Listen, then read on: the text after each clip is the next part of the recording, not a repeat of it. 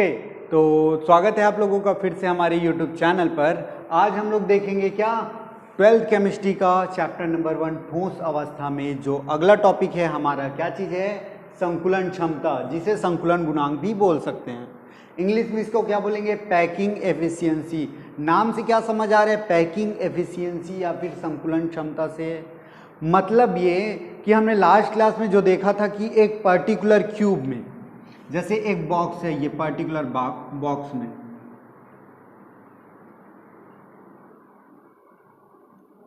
ठीक है, जो अवययी कण होते हैं, अवययी कण कहाँ कहाँ पास होते हैं, हमने प्रकार पढ़ा था, वहाँ पास क्या क्या देखे थे इकाई सेल के प्रकार में, सरल इकाई सेल, तो फलक केंद्रित, फिर अंतः केंद्रित, फिर अंत्य केंद्रित, ऐसे करके अलग अलग प्रकार देखे थे। जहाँ पास उसके अवययी कण कहाँ मिलते थे, गोलों पे मिल सकते थे, उसके फलक पे मिलते थे और बॉडी के सेंटर में मिलते थे, ऐसे देखे थे।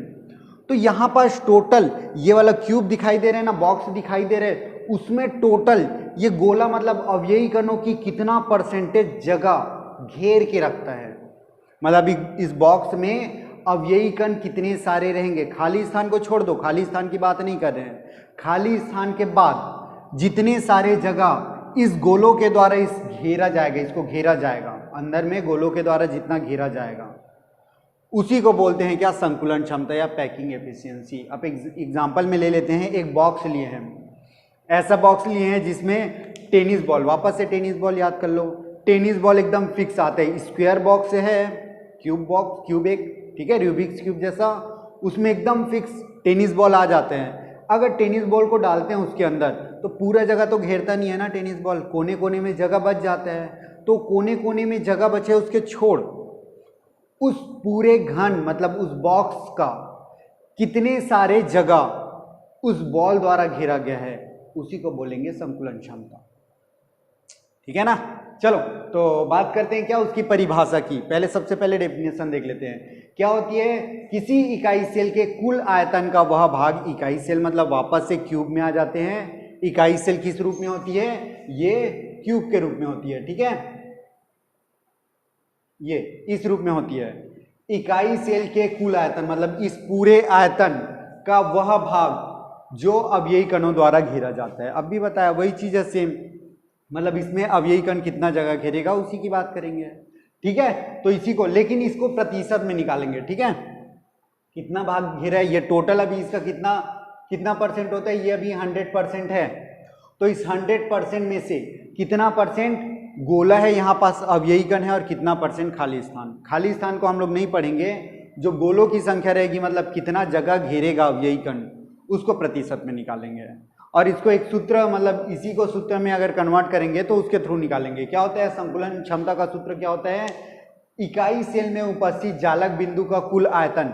जैसे जालक बिंदु की बात करें तो बिंदु एक क्या है, गोला है, और गोले का आयतन क्या होता है, गोले का आयतन होता है 4/3 पाई आर क्यूब। इसको ध्यान देना थोड़ा सा, ठीक है। यहां पास क्या लिखा है, इकाई सेल में उपस्थित जालक बिंदु का कुल आयतन।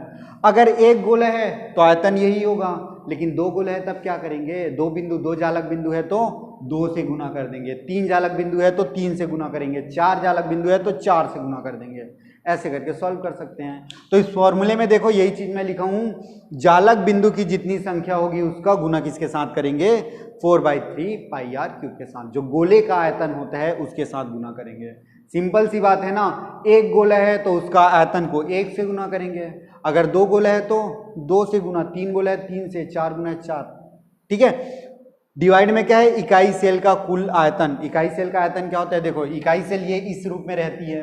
आयतन की बात करते हैं, क्यूब का आयतन क्या होता है, भुजा की घात 3, तो इसकी भुजाएं क्या होती है, समान होती है, ये होता है a, ये भी होता है a, और ऊंचाई भी होती है a, तो इसका आयतन क्या हो जाएगा, आयतन बराबर लंबाई गुणित चौड़ाई गुणित ऊंचाई मतलब a का क्यूब। वही चीज हमने यहां पास लिखा है, ठीक है। तो अभी हम लोग क्या करने वाले, ये तो सिंपल फॉर्मूला हो गया, अगर आएगा ये वाला क्वेश्चन यहां तक तो केवल 2 मार्क्स के लिए आएगा, ठीक है। लेकिन ये वाला टॉपिक से क्वेश्चन 5 मार्क्स से 4 मार्क्स के लिए भी पूछे जाएंगे। क्या पूछेंगे, अब इतना तो पूछ दिए संकुलन क्षमता क्या होता है, सूत्र लिखिए। इसके बाद बोलेगा कि सरल इकाई सेल या फलक इकाई सेल या अंतः इकाई सेल या अंत्य इकाई सेल के लिए संकुलन क्षमता की गणना करो। ठीक है, तो वहां पास गणना करके भी दिखाना पड़ेगा। तो गणना करने में एक चीज बस हम निकालेंगे, मेन चीज जो है फोकस करेंगे वो क्या, यहाँ पास ए का वैल्यू निकालेंगे। हर एक स्ट्रक्चर में भुजा का मान बस निकालेंगे, भुजा का मान निकालेंगे, पुट करेंगे तो हमारा आंसर आ जाएगा। ठीक है, तो वही करने वाले हैं अभी। चलो एक एक करके देख लेते हैं। सबसे पहले देखेंगे सरल इकाई सेल। ठीक है, चलो ओके, तो सबसे पहले देखते हैं किसके लिए, सरल इकाई सेल की संकुलन क्षमता सबसे पहले देख लेते हैं। तो सरल इकाई सेल की सबसे पहली संरचना समझ आनी चाहिए। तो सरल इकाई सेल कैसे होता है, देखो सबसे पहले क्यूब बनाएंगे। और सरल इकाई सेल का जब परिभाषा पढ़े थे तो क्या पढ़े थे, सरल इकाई सेल में अवयवी कण जो होता है वो कोनों पर बस होता है। तो कोनों पर बनाएंगे और ऐसे बनाएंगे कि पूरा फिक्स रहे। देखो ये सेंटर है एक और ये सेंटर है, यहां से एक ऐसे गोला बनाएंगे और यहां पास के लिए भी ऐसे एक गोला बनाएंगे जो टच होना चाहिए। ठीक है, और यहां पास भी ऐसे नीचे में बनाते, फिर अगला वाला नीचे में बनाते, ऐसे करके हम दो गोलों बस की बात कर रहे हैं। छोटा बड़ा बनाए, साइज एक बराबर रहेगा। ठीक है, ऐसा कुछ। ठीक है, अब थोड़ा ध्यान दो, कोनों पर होता है, बाकी पीछे के डायग्राम को पूरा भूल जाओ। यहां पास आपको स्ट्रक्चर समझ आ रहे हैं ना, ये जो गोला है, बड़ा बड़ा गोला जो दिखाई दे रहा है, यही अवयवी कण है। लेकिन जब हम लोग संरचना जब देखे थे सरल इकाई सेल का, तो डॉट डॉट करके दिखाए थे ताकि हमको अच्छे से समझ आए। लेकिन एक्चुअल में जो डायग्राम होता है, वहां पास जो गोला होता है, अवयवी कण जो होती है, वो बड़ी बड़ी आकार का होता है, एक दूसरे से टच रहता है। क्रिस्टल परिभाषा पढ़े है ना क्रिस्टल का, क्रिस्टल में क्या होते हैं, अवयवी कण चिपक के रहते हैं, तो वही चिपक के बना दिया। अब यहाँ पास देखो, अच्छे से अगर डायग्राम को समझना है तो यहाँ पास एक फलक भस को देखेंगे। जैसे ये हो गया, इसको वापस से हम लोग क्या समझ रहे हैं, क्यूब समझ रहे हैं। ये पूरा क्यूब है जिसके आठों कोनों पर क्या है, अवयवी कण है। अब इसका केवल फ्रंट वाला भाग, ये प्लस ऊपर के भाग भस को पकड़ते हैं। ठीक है, वहां से अच्छे समझ आएगा। तो ये मैंने बना दिया क्या, ऊपर का ये वाला भाग जिसमें अवयवी कण, अवयवी कण कहां पास होंगे, देखो तो ऐसे एक अवयवी कण होगा और इधर दूसरे अवयवी कण होगा, ऐसे।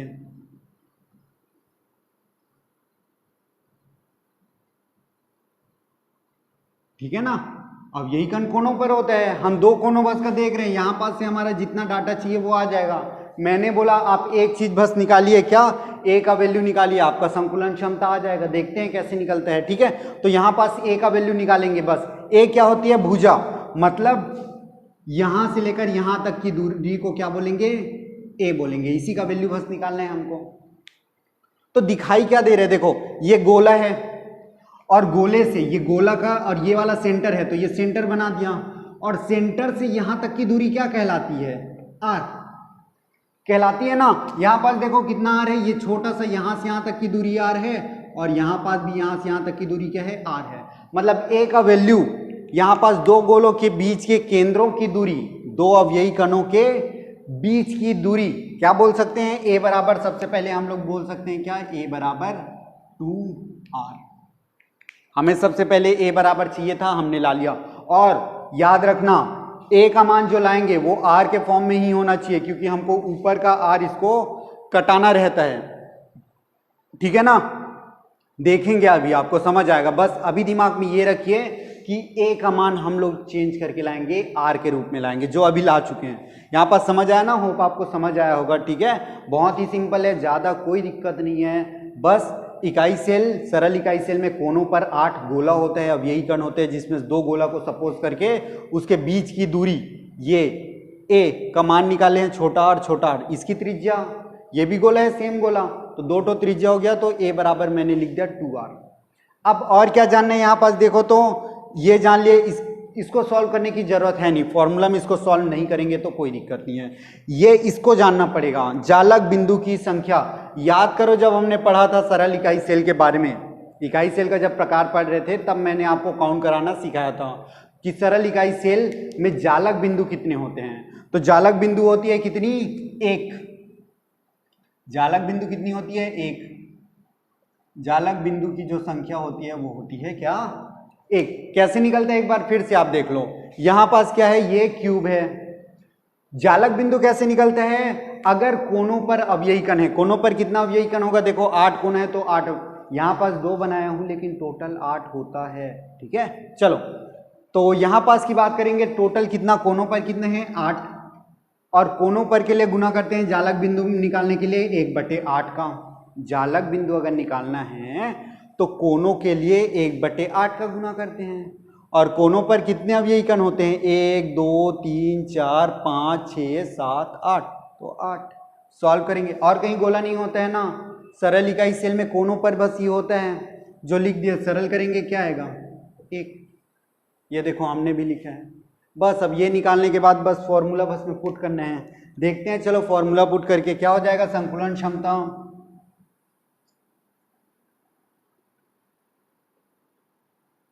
बराबर क्या लिखेंगे, सबसे पहले जालक बिंदु की संख्या, तो जालक बिंदु की संख्या कितनी है 1, गुणित फॉर्मूला में क्या है 4/3 पाई आर क्यूब, तो हम भी लिख दिए 4/3 पाई आर क्यूब होल के डिवाइड में क्या लिखना है a की पावर 3, a का वैल्यू है 2r और पावर 3 मतलब ये पावर 3। ठीक है ना, कोई दिक्कत नहीं होनी चाहिए। ये हमारा आ गया। अब इसको बस सॉल्व करना है। देखो 1 का गुना किसी भी एक साथ करें 1 ही होगा। ऊपर में क्या है 4, ये 3 नीचे आ जाएगा /3 में।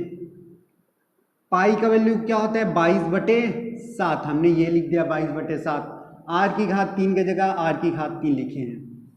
अभी केवल ऊपर वाला डाटा बस लिखे हैं, देखो 4/3 4/3 है। पाई का मान होता है 22/7, हमने भी लिख दिया r की घात 3 r की घात 3।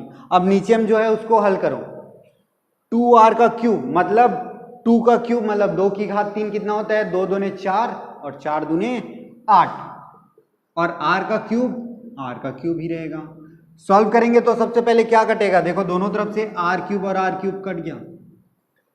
और क्या कट रहे हैं, अच्छा एक चीज हमने जो लिखना भूल गए हैं, संकुलन क्षमता। संकुलन क्षमता निकालते हैं तो ठीक है इतना ही लिखेंगे, लेकिन अगर इसका मान प्रतिशत में निकालेंगे तो यहाँ पास गुना करना पड़ेगा 100% का, और यहाँ पास भी गुना करना पड़ेगा 100% का। मैं बोला था यहाँ पास प्रतिशत में निकालना है, तो प्रतिशत में निकालने के लिए 100% का गुना। यहाँ पास भी कर देंगे वैसी सेम।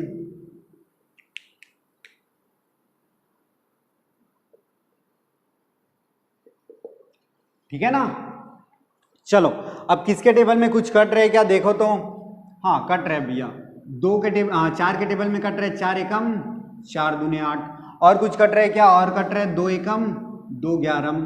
अब कुछ नहीं कटने वाला है। ठीक है, तो ऊपर का पूरा गुना करो, 11 गुणित 100, यही दोनों बस बाकी है, तो क्या हो जाएगा 1100, और प्रतिशत की जगह प्रतिशत है बटे 7 या 21।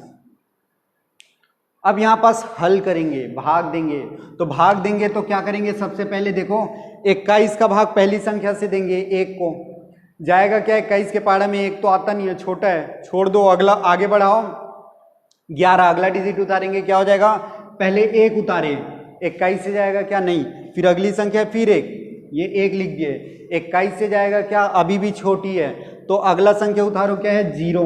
हम लोग ये तीनों संख्या को उतार लिए 110 तक। 21 के टेबल में देखो कितना बार जाता है, 21 का पहाड़ा 5 बार, 21 पंचे 105 होता है, 5 बार में गया 105, बचा कितना शेषफल, यहाँ पास हल करेंगे तो 5, 1 0 बाकी है उसको उतार सकते हैं, अभी भाग दे रहे हैं। ठीक है, 21 का पहाड़ा 50 से ज्यादा ना हो तो कितना बार जाएगा 2 बार, 21 दूने 42, कितना बचेगा 8। यहाँ पास और हमारे पास संख्या नहीं है ना, तो यहाँ दशमलव लगाओ, इधर 0 लगाओ, 21 का पहाड़ा पढ़ो कितना टाइम जाएगा, लगभग 4 टाइम। 4 टाइम में थोड़ा सा ज़्यादा होता है लेकिन इतना हम लोग कंसीडर करेंगे। ठीक है, पॉइंट के बाद 1 वैल्यू लाएंगे तो परसेंट आ गया। मतलब संकुलन क्षमता, सरल इकाई सेल के लिए संकुलन क्षमता क्या आ रही है 52.4%। मतलब क्या होता है इसका कि इस बॉक्स में अब यही कण कितने जगह घेरेंगे, 52.4 जगह घेरेंगे, और बाकी का जगह रहेगा खाली, जिसको हम लोग बोलते हैं रिक्ति। ठीक है ना, तो ये हमारा पहला निकल गया सरल इकाई सेल के लिए। क्लियर है, चलो तो ये सबसे पहले हमने निकाल लिया संकुलन क्षमता सरल इकाई। अब इसके बाद निकालते हैं किसके लिए, फलक केंद्रित के लिए निकालते हैं।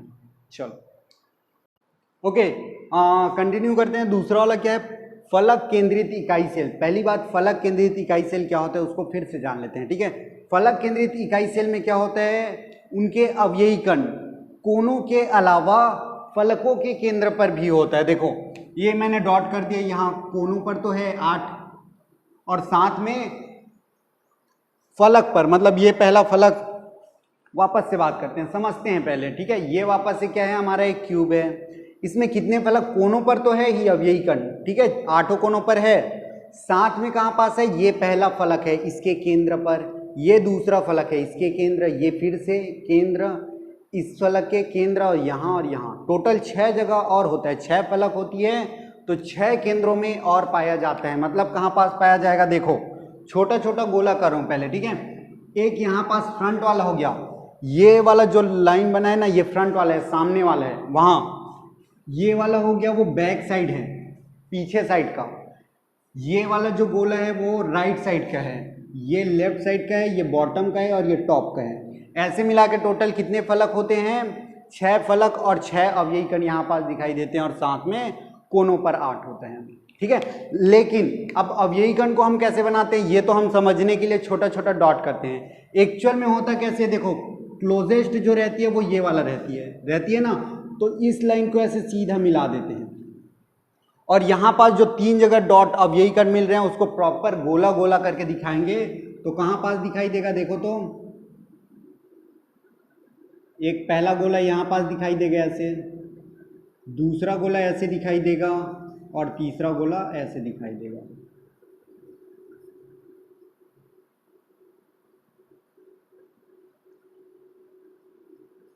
ठीक है, तो यहां पास 3 जो क्लोजेस्ट रहते हैं उसकी बात कर रहे हैं, ठीक है। यहां पास अगर ऐसे बात करते, लेफ्ट टू राइट बात करते, तो ये टच नहीं होता। देखो यहां पास गैप है, और यहां पास हमको त्रिज्या निकालने में दिक्कत होती है, जहां पास गैप होता है वहां त्रिज्या निकालने में दिक्कत होती है। यहां पास अगर ऐसे बात करें, विकर्ण की बात करें, तो सभी अवयवी कण टच रहता है। तो यही वाला जो ऊपर का वाला फलक है उसको बाहर में निकालेंगे तो कैसे दिखेगा, ये ऐसे दिखाई देगा, ठीक है। और इसमें अवयवी कण कैसे बनाने हैं, ऐसे तिरछा बनाना है, जिसके सेंटर पे और कोनों पे अवयवी कण होते हैं, जिसको अगर गोला के रूप में दिखाएंगे तो कैसे होते हैं, ये पहला गोला, दूसरा गोला, और तीसरा गोला, ऐसे करके, ठीक है।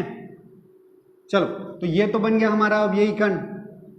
अब यहां पास से क्या निकालेंगे, फलक, ए का मान निकालेंगे। किसकी मान निकालेंगे, ए का, मतलब यहां पास यहां से यहां तक की दूरी वापस से ए है, वो तो वही रहेगा जो पुराना देखे थे डिस्टेंस, इसी को फलक बोलते हैं क्या, किसी भी क्यूब में इसको फलक ही बोलते हैं। तो इसका मान निकालना है। निकालने के लिए देखो सबसे पहले हम किसकी बात करेंगे, हमको क्या क्या पता है, देखो तो यहाँ पास ये यहाँ से यहाँ तक का डिस्टेंस पहला आर बन गया, यहाँ से यहाँ तक का डिस्टेंस दूसरा आर, और यहाँ से यहाँ तक का डिस्टेंस तीसरा आर, यहाँ से यहाँ तक का डिस्टेंस चौथा आर। ऐसे मिला के टोटल, इस डायग्राम को देखो बार बार अच्छे से देखते हैं, ठीक है। ऐसे, तो इसमें बात करते हैं किसकी, ये वाला लाइन की त्रिज्या कितनी है, 4r, त्रिज्या नहीं मतलब विकर्ण, ये 1r plus r plus r plus r, ऐसे करके 4r यहाँ पास दिखाई दे रहा है। और यहाँ पास यहाँ से यहाँ तक की दूरी कितनी है, a, और यहाँ से यहाँ तक की दूरी कितनी है, a। त्रिभुज को देखो, ये वाला नाम नहीं दिए हैं, त्रिभुज दिखाई दे रही है ब्लैक कलर के मार्क, ये वाला त्रिभुज की बात कर रहे हैं, ठीक है। क्या होता है, त्रिभुज में एक सूत्र लगता है पाइथागोरस प्रमेय। क्या होता है, कर्ण का वर्ग बराबर लंब का वर्ग धन आधार का वर्ग। कर्ण क्या है, इसमें कर्ण है 4r, तो ये कर्ण का वर्ग बराबर लंब क्या है, लंब है a, तो लंब का वर्ग धन आधार क्या है a, तो a का वर्ग। हमें यहाँ पास क्या चीज निकालनी होगी, a की वैल्यू। मैंने बोला सबसे पहले a की वैल्यू निकालो, तो इसको सरल करेंगे और a का मान निकालेंगे। तो a का मान निकालने के लिए यहाँ पास मैं लिख देता हूँ कि इसका मान निकालना है, a का मान। सरल करेंगे कैसे दिखेगा, देखो a square plus a square, 2 time a square है, मैंने लिख दिया 2 टाइम a स्क्वायर, और इसको सेम लिखे रहते हैं 4r square. a square, a का वैल्यू निकालना है, तो सबसे पहले a स्क्वायर 2 मल्टीप्लाई में इधर आके डिवाइड हो जाएगा, तो 4r स्क्वायर डिवाइडेड बाई 2। और a का मान निकालना है, इधर से वर्ग हटाएंगे, इधर क्या लग जाता है, वर्गमूल लग जाता है। लगता है ना, ये तो कॉमन सी बात है, ये आपको समझ आनी चाहिए, नहीं आया सर ऐसे नहीं बोल सकते आप, ठीक है। तो ये कॉमन चीज है। अब यहाँ पर जब सॉल्व करेंगे तो देखो ये वर्ग और वर्गमूल ऊपर से कट जाएगा, ये बटे के ऊपर से कट के क्या बाहर निकल जाएगा 4r, लेकिन डिवाइड में टू किसी का वर्ग होता है क्या? दो किसी चीज का वर्ग होता है क्या? नहीं होता। तो इसको क्या लिखेंगे? वर्गमूल 2 के वर्गमूल 2 लिखे रहेंगे। ये हमारा ऐसे आता है ए का मान।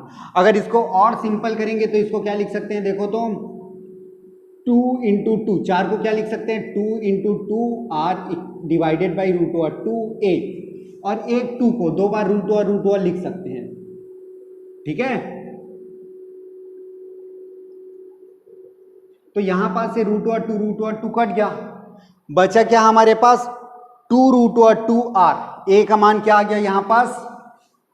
2 रूट ओवर 2r। एक बार फिर से समझिए यही चीज को। यहां पास हम किस गोलों को सपोज करते हैं? जहां पास टच रहता है, तो यहां पास विकर्ण में टच रहता है। सरल की बात कर रहे थे तो उसमें तो भुजा ही टच था, दोनों गोला भुजा वाला टच था। यहां पास बनाएंगे तो दूसरा गोला ऐसे बन जाएगा, टच नहीं होगा, बीच में गैप आ जाएगी, तो वहां निकालने में दिक्कत जाती है। आर की वैल्यू या ए की वैल्यू आर के फॉर्म में। ठीक है, तो यहां पास जो टच है उसमें निकालेंगे। तो यहां कौन सा ले लिए? देखो ये वाला चौकोन जो दिखाई दे रहे हैं, वर्ग दिखाई दे रहे हैं, उसमें का बीच लाइन किए, और यहां से क्या पता चलता है? R plus r plus r plus r equal to 4r। हमको पता है कि इसकी भुजा कितनी होती है? ए। नीचे से भुजा भी कितनी होगी? ए। क्लियर है ना? ये तो कॉमन चीज है। अब इसके बाद क्या करते हैं? ए की वैल्यू निकालनी है। क्यों निकालनी है? हमको यहाँ पास फॉर्मूला में जरूरत पड़ती है। ठीक है, तो ए का वैल्यू निकालने के लिए क्या करेंगे? पाइथागोरस प्रमेय लगाएंगे। पाइथागोरस क्या बोलता है? कर्ण का वर्ग बराबर लंब का वर्ग धन आधार का वर्ग। और इसको सॉल्व करेंगे। ए का मान निकालना है तो देखो ए स्क्वायर प्लस ए स्क्वायर 2a स्क्वायर, 2 मल्टीप्लाइंग था, इधर आके डिवाइड हो गया। ए स्क्वायर का वैल्यू ये है, यहां से वर्ग हटाओगे तो इधर वर्गमूल लग जाता है। अब इसमें देखेंगे तो 4r होल स्क्वायर था, तो 4r से तो स्क्वायर रूट कट के 4r बाहर आ जाएगा। लेकिन 2 किसी का स्क्वायर होता है क्या? नहीं होता, तो उसको रूट ओवर 2 लिखेंगे। तो हमारा जो पहला ए का वैल्यू लिख सकते हैं, ये भी लिख सकते हैं, इसमें भी कोई गलत नहीं है। ठीक है, ए का वैल्यू क्या लिख सकते हैं? 4 बाई रूट ओवर 2, ये भी लिख सकते हैं। और सरल करना चाहे तो 4 को क्या लिख सकते हैं? 2 इंटू 2। उसके बाद एक 2 को रूट ओवर 2 लिख सकते हैं। अब रूट ओवर 2 क्यों लिखे हैं? देखो root over 2 into root over 2 equal to क्या हो जाता है? रूट और रूट में रहता है, मल्टीप्लाई हो जाता है। 2 टू द 4, और 4 किसका स्क्वायर होता है? 2 का। तो हम लोग 2 को रूट ओवर 2 2 बार लिख सकते हैं ना, मैंने भी लिख दिया। एक रूट ओवर के साथ कटा, बचा क्या? रूट ओवर 2 और आर, मैंने भी लिख दिया रूट ओवर 2 और आर। ठीक है, तो ये हमारा आ गया ए की वैल्यू। ऐसे ही निकालेंगे आप भी। ठीक है, ये पूरे स्टेप आपको दिखाना पड़ेगा। क्लियर है? कंटिन्यू करते हैं। उसके बाद क्या? अब इसकी जरूरत है नहीं, ये केवल यहां पास ए की वैल्यू निकालने के लिए लिखे थे। हमारा ए का वैल्यू आ गया। अगर आप पेन कॉपी पकड़े हैं तो ये चीज पूरा लिखिए, डायग्राम बार बार बनाते जाइए, अच्छे से समझ आएगा। ठीक है, चलो, तो हमारा ए का वैल्यू आ गया। दूसरा क्या चीज जानना है? जालक बिंदु की संख्या। तो जालक बिंदु कितनी होती है यहां पास? जालक बिंदु की संख्या 4 होती है। पढ़े हैं फलक केंद्रित इकाई सेल के बारे में। तो जालक बिंदु कैसे निकालते हैं? वापस से कोनों पर कितना दिखाई दे रहे हैं? 8, और कोनों के लिए कितना गुना करते हैं? 1/8 का। अब देखो, अब यही कण कोनों पर तो है, साथ में फलक पर भी है, तो प्लस करो। अभी यही कण खत्म नहीं हुए हैं, बाकी है अभी। ठीक है, फलक पर कितना है? 6, और फलक के लिए गुना करते हैं 1/2 का। क्यों करते हैं 1/2 का? 1/8 का मैंने आपको बताया था कब? जब हम लोग इसका इकाई सेल का प्रकार पढ़ रहे थे तब। ठीक है, अब सॉल्व करेंगे तो यहां से क्या आ गया? 1 और 2 के पहाड़ा में 3 बार, तो +3 कितना हो गया? 4। मैंने भी लिखा है 4। ठीक है, चलो अब सॉल्व कर लेते हैं। क्या होता है? संकुलन क्षमता बराबर संकुलन क्षमता बराबर जालक बिंदु की संख्या। कितनी होती है जालक बिंदु की संख्या? 4। गोले का आयतन होता है 4/3 pi R cube into 100% divide by A का क्यूब। ए की वैल्यू है हमारे पास क्या? 2 रूट ओवर 2 आर का क्यूब। अच्छे से लिखते हैं अब इसको। ठीक है, सॉल्व करना है तो देखो, मल्टीप्लाई कहीं भी पास नहीं करेंगे। ठीक है, स्टेप बाय स्टेप धीरे से। 4 देखो, 4 इंटू 4, ये डिवाइडेड बाई 3 कहाँ आ जाएगा? नीचे आ गया। पाई का वैल्यू क्या होता है 22/7, 7 को फिर से नीचे लिख ले, r³ अपने जगह है और 100% अपने जगह है, कोई दिक्कत नहीं है ना। अभी ऊपर बस का लिखे है, नीचे का कुछ लिखे ही नहीं है, नीचे की लिखने की बारी। देखो क्यूब है मतलब तीन चीजें दिखाई दे रही है, 2 √2 और r, तीनों का क्यूब करेंगे। जब 2 का क्यूब करेंगे तो क्या आएगा 2 × 2 × 2 मतलब 8। वर्गमूल 2 का 3 बार करेंगे तो क्या आएगा वर्गमूल 2 × वर्गमूल 2 × वर्गमूल 2 करेंगे तो क्या आएगा, इसका तो आ जाता है। देखो √2 का क्या होता है 2, इसका नहीं आया तो लिखे रहेंगे। तो ये मैंने भी लिख दिया 2 × √2। आर की बारी है, आर की बारी है, आर का क्यूब। ठीक है चलो अब क्या क्या कट रहे हैं देखो, काट दो जो कट रहा है उसको। सबसे पहले क्या कटा, r³ ऊपर नीचे से कट गया। दूसरी चीज क्या कटेगी देखो 4 के टेबल में, 4 × 2 = 8, 4 × 1 = 4, 2 × 2 = 4। देखो 2 दूने 4 को नीचे से काटा हूं और ये 4 ऊपर से काट दिया। ठीक है और कुछ कट रहे क्या, 7 और 3 के टेबल में ये दोनों नहीं जाता ना, √2 और 2 के टेबल में जाते हैं। ठीक है तो यहां पास क्या करेंगे मल्टीप्लाई कर देंगे, 22 × 100 2200, प्रतिशत का प्रतिशत। यहां पास 3, 7 और √2 को मल्टीप्लाई करेंगे तो 7 के 21 होते हैं हमको पता है, और √2 का वैल्यू होता है 1.4 तक लेंगे काफी है। एक्चुअल में 1.414 लिया जाता है लेकिन हम लोग पॉइंट के बाद एक डिजिट लिखेंगे काफी है। अगर ज्यादा लिखे तो कैलकुलेशन करने में दिक्कत आएगा, तो क्या फायदा लिख के। ठीक है चलो तो यहाँ पास मल्टीप्लाई करेंगे तो कितना आएगा, 21 का पार्ट है या 14 का पार्ट है, एक बार पढ़ेंगे तो 14 एकम 14, हाथ का 1, 14 दूनी 28, 1 29, दशमलव बाद टोटल, यहाँ दशमलव बाद एक संख्या हमने भी लगा दिया तो 29.4 आ गया। चलो अब भाग देने की बारी है। ठीक है तो भाग एकदम आराम से देंगे, कोई हड़बड़ी नहीं है। ये ऑलमोस्ट 30 है, हाँ हम लोग 30 सपोज करके ही डिवाइड करने वाले हैं। देखो ये 30 है, ऑलमोस्ट 30 है ना, कोई गलती नहीं करेंगे, धीरे धीरे। 30 का पहाड़ा पहला डिजिट उतारेंगे 2, जाएगा क्या 30 के पहाड़ा में 2 आता है क्या, नहीं, बहुत छोटी वैल्यू है। अगली संख्या उतारेंगे 2, 30 के पहाड़ा में जाएगा क्या, फिर से छोटी वैल्यू है, अगला आएगा 0। तो ये तीनों वैल्यू लेंगे जो 30 के पहाड़ा में ले सकते हैं। 30 के पहाड़ा में कितना बार जाएगा, 3 × 9 3 × 4 12 3 × 5 15 3 × 6 18 3 × 7 21, 7 बार जाने वाला है। ठीक है देख लो यहाँ पास 7 बार अगर जाएगा तो कितना आने वाला है, उसको माइनस करेंगे। 7 चौके 28, हाथ का 2, 7 × 9 = 63 64 65 का 5, हाथ का 6, 7 दूने 14 14 और 6 20, और दशमलव बाद एक अंक है, हमने भी दशमलव बाद एक अंक ले लिया तो यहाँ पास क्या करेंगे 205.8 को माइनस कर देंगे। कितनी बार गया है, ये कितनी बार गया है यहाँ पास लिख रहा हूं। ठीक है सबसे पहले 7 बार गया है अभी। ठीक है 7 को लिखा हूं अभी मैं। चलो माइनस करेंगे तो कितना बचेगा, देखो 0.8 है, यहाँ पास कुछ भी नहीं मतलब 0.0 है। कटेगा क्या, नहीं कटेगा, तो इसको 12 सपोज करो, इसको 9 सपोज करेंगे और ये हो जाएगा 1।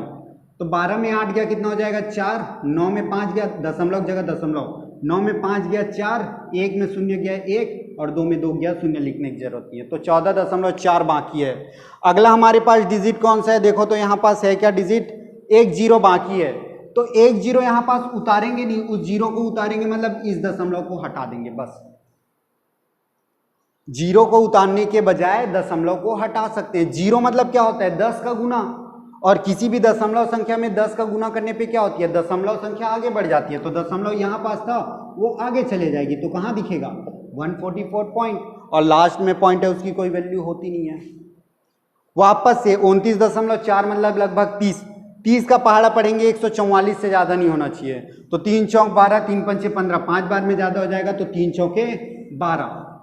अब इसका 4 मल्टीपल कितना होगा, इसके साथ माइनस करेंगे। ठीक है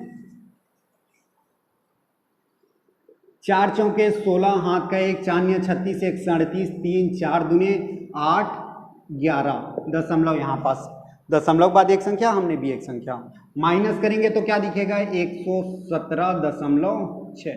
वापस से इसमें दशमलव नहीं है, 0 लगा सकते हैं। कितनी बार गया, 4 बार हमने लिख दिया है। ठीक है चलो क्या करेंगे, कट के 10, कट के 3 हो जाएगा, ये फिर से नहीं जाएगा तो कट के 13 करेंगे तो ये हो जाएगा 3, 10 में 6 गया 4, 13 में 7 गया कितना हो जाएगा 4 3 नहीं 6। ठीक है और 3 में 1 गया 2 और 1 में 1 0 लिखने की जरूरत नहीं है, 26.4। अब इसको वापस से 1 0 पुट करेंगे तो यहाँ पास दशमलव लगाएंगे और 1 0 पुट करना मतलब मैं क्या बोला, दशमलव को हटा दो। 30 का पहाड़ा पढ़ो, 226 से ज्यादा नहीं होना, मतलब 264 से ज्यादा नहीं होना चाहिए। 3 पंचे 15, 3 छः 18, 3 7 21, हाँ 3 7 21, 3 अट्ठे 24, 3 या 27, लगभग 9 बार जाएगा। ठीक है, हम लोग 9 बार कंसीडर कर सकते हैं। तो यहाँ पास लिख देना और परसेंट का परसेंट, ये आप अपने से करना, भाग देना यहाँ पास समझ नहीं आया होगा तो आप अपने से डिवाइड करेंगे। कैलकुलेशन क्योंकि एग्जाम में आप ही को करना है, मैं तो सिंपल ट्रिक से बताने की कोशिश किया हूँ। समझ आया तो अच्छी बात है, नहीं तो आप खुद से ट्राई कीजिए। ठीक है, चलो तो यहाँ पास कितना आ गया, 74.9%, मतलब ज्यादा जगह घेरेगा यहाँ पास। ठीक है, तो ये आ गया हमारा फलक केंद्रित इकाई सेल, इसलिए ये होता है। इसके बाद अगला करेंगे क्या, अंतः केंद्रित इकाई सेल के लिए कैलकुलेशन करेंगे किसकी, संकुलन क्षमता की। चलो वो भी कर लेते हैं। ओके, तो अगला हम लोग करते हैं क्या, अंतः केंद्रित इकाई सेल की संकुलन क्षमता की गणना। वापस से हमको क्या क्या निकालना पड़ेगा, ए का मान निकालना पड़ेगा और जालक बिंदु की संख्या। जालक बिंदु कितनी होती है, जालक बिंदु होती है यहाँ पास 2। वापस से कोनों पर कितने हैं, 8, उसको 1/8 से भाग देंगे तो 1 प्लस लिख देता हूँ भैया 8 गुणित 1/8। फलक कोनों पर कितने हैं, 8, और कोनों पर के लिए 1/8 का गुना करते हैं, प्लस एक और अवयवी कण होता है केंद्र पर, तो ये 1 और उसका गुना 1 के ही साथ करते हैं ये। तो यहाँ पास जब सॉल्व करेंगे तो क्या आएगा, 1 + 1 = 2, ये मैंने लिख दिया। अब हम लोग को कैलकुलेशन करना है क्या चीज, ए का मान, जो फलक होती है उसका मान निकालना है। तो यहाँ पास सबसे पहले वापस से बात करेंगे क्लोजेस्ट, मतलब अवयवी कण, जो पास में अवयवी कण होते हैं उससे बात करेंगे। तो यहाँ पास पास में जो अवयवी कण होती है वो कौन सी होती है, ये वाली, देखो जो मैंने लाइन खींचा है ना वो वाला। पीछे का, ये पीछे वाला बॉक्स का ये पीछे वाला फलक दिखाई दे रहा है ना, उसका ये कोना और सामने के बॉक्स का ये वाला कोना, दोनों को मिलाओगे तो वहां पास होता है। अब यहां पास वापस से गोला कैसे बनाएंगे, देखो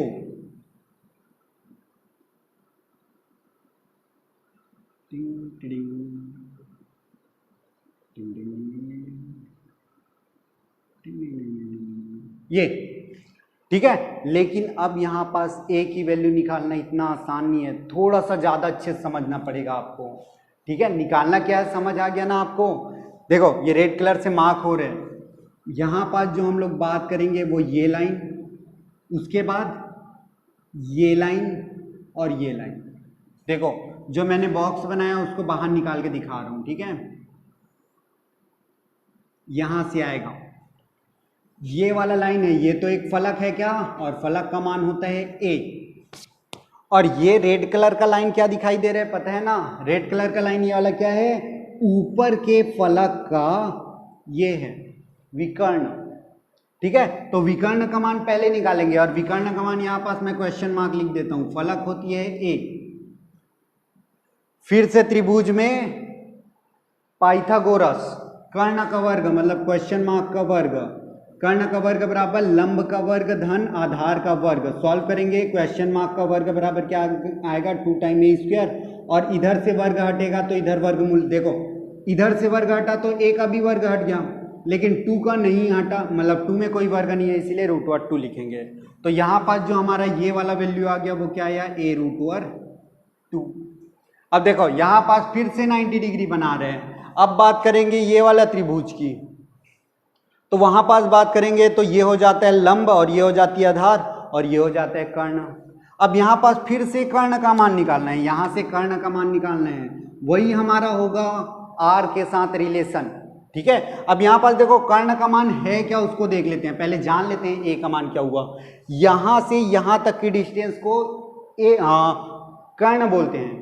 कहां से कहां तक डिस्टेंस है, देखो तो सबसे पहले यहां से लेकर यहां तक आया तो पहला r बनाया, यहां तक फिर आया तो एक और r बनाया, यहां तक आया तो फिर एक और r, और ये और r, टोटल कितना r बन गया, 4 टाइम r बन गया, है ना सिंपल। ठीक है, अगर डायग्राम अच्छे से समझ रहे हैं तो सिंपल तो बहुत है। वापस से अब a की वैल्यू निकालनी है तो फिर से लगा देते हैं, फॉर्मूला क्या होती है, कर्ण का वर्ग बराबर लंब का वर्ग धन आधार का वर्ग। सॉल्व करेंगे तो क्या हो जाएगा, देखो इसके वर्ग को फिर से मत हटाओ, ए वर्ग का ए वर्ग, यहां पास दो चीजें हैं ए और रूट ओवर 2, दोनों का वर्ग करेंगे। रूट ओवर 2 का वर्ग करेंगे तो 2 और रूट ओवर 2 कट जाएगा, बचेगा 2। स्क्वायर और रूट कटेगा ना तो बचेगा 2, और ए का स्क्वायर क्या होता है, ए का स्क्वायर ही होते हैं।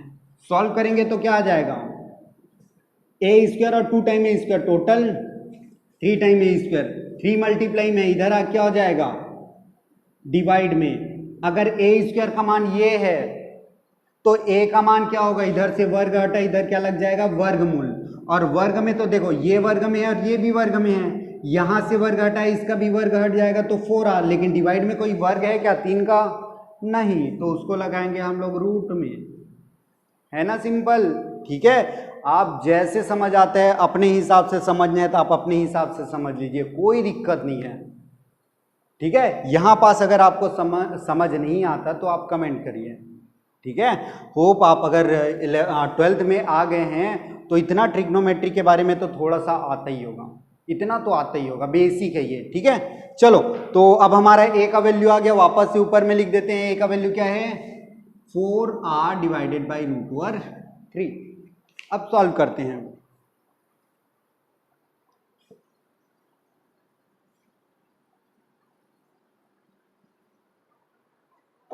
हाँ चलो देखो,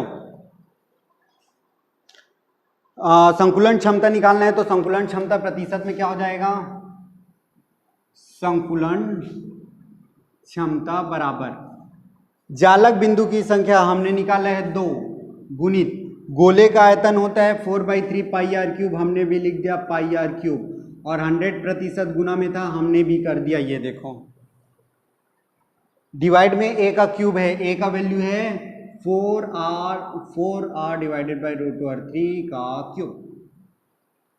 दिक्कत नहीं है ना, चलो कंटिन्यू करते हैं, अच्छे से लिखते हैं। 2 के जगह 2 इंटू 4/3 मतलब 4 और नीचे आ जाएगा 3।